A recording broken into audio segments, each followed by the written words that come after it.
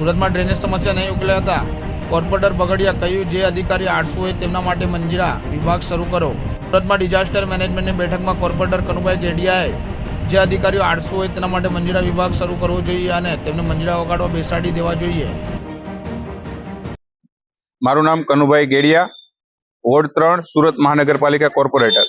ગઈકાલે pre monsoon માટે જે એક મીટિંગ મળેલી, એ મીટિંગમાં મેં ટકોર કરી હતી કે જે અધિકારીઓ આળસુ હોય તેના માટે મંજીરા વિભાગ શરૂ કરવો જોઈએ અને એમાં તેમને મંજીરા વગાડવા માટે બેસાડી દેવા જોઈએ। કારણ કે અમારા વિસ્તારમાં હાલમાં ડ્રેનેજની ખૂબ જ મોટી સમસ્યા છે।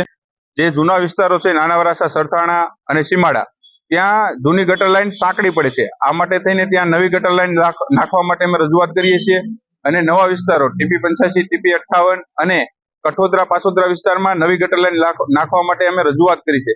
પરંતુ 3 વર્ષથી ડ્રેનેજ વિભાગના હેડ દ્વારા ફક્ત DPR બને છે એમ જ કહેવામાં આવે છે, પરંતુ કોઈ એક્શન લેવામાં આવી નથી। આથી આવા આળસુ અધિકારીઓ માટે મેં મંજીરા વિભાગ શરૂ કરવા માટે ટકોર કરી છે।